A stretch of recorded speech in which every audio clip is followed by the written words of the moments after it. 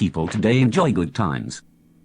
Money in the pocket, wages that haven't needed to rise for years. And some bosses even pay the right amount. Even though the Business Council of Australia discourages this, and we in the right-thinking party think this is destroying our future. Thank God, the white one, that the people worships apathy. That the weather's pretty good. Except for the heat waves and cyclones. Except for the bushfires. We have a bush to go bush bashing in to pretend we are a rural big country instead of being huddled round the edges.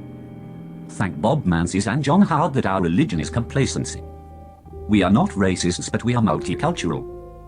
Every shade of person, every creed is welcome here. Well, if they have money or want to be au pairs. Or want to marry an MP or donate to the Liberal and National parties. We are a tolerant country welcoming. Arms outstretched to lend a helping hand. Except for bludgers on the government teat. Welfare recipients who crowd Centrelink and won't give us back the money they never owed. There will always be some fool to do the work. Especially if we manage to dismantle the entire safety net. Anyway, there are 70-year-olds who want to go back to work. They can dig ditches, it's a healthy thing. Well, they will have to after we raise the pension age to 75. And we are blessed to have great money managers running the joint, even if it is mostly managing to transfer your money into the bank accounts of their mates and associates. And then there is our armed services. Only a traitor wouldn't support them doing the jobs we send them to. Facing weapons in the Middle East supplied by Saudi or Iran. Hey, bet we can assure you they aren't the weapons that we are selling to Saudi. No, the Camos would have you believe that, just like that bloody awful rumor they spread about sainted Bob Menzies. That pig iron he sent to Japan was made into kiddies' toys, not bullets. Anyway, there is always America. We stand beside them, they stand beside us.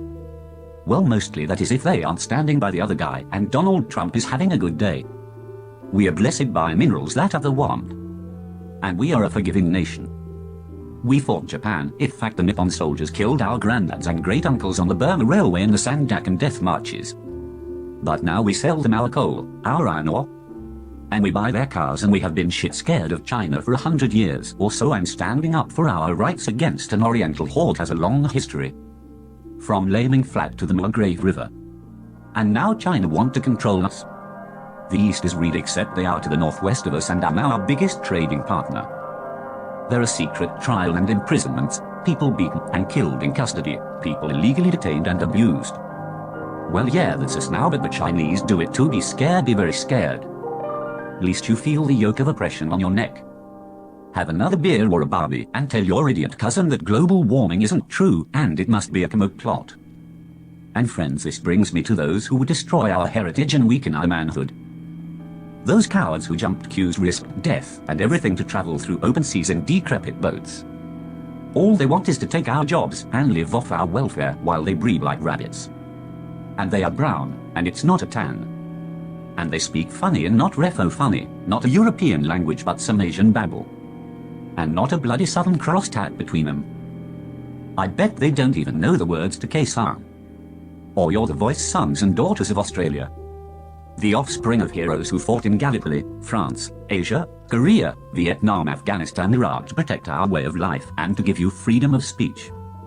Well, as long as it is not that greeny socialist lefty bullshit. We won't have that. Young Australians, reclaim your nation pride. Put on the brown shirt as worn by Steve the Crocodile Hunter. Roll up your sleeves and go torture some animals. We will look the other way if you are a young lib or young nat and you want to express your point of view. Those whining social softies may find it offensive, so stuff them. Show that the Aussie spirit is not dead. That spirit that didn't recognize Aboriginals as citizens till 1967, that spirit that ran the White Australia policy till 1970. That spirit will spend millions just to torture some people whose only crime was seeking a better life. How dare they? I mean, it's not as if our ancestors came here by boats, is it? Well, mate, show 'em that Aussie spirit. In all its 40-ounce Bundy glory. Stick a flagged cal on your Japanese, German or American-made car and think how proud you are of Australia.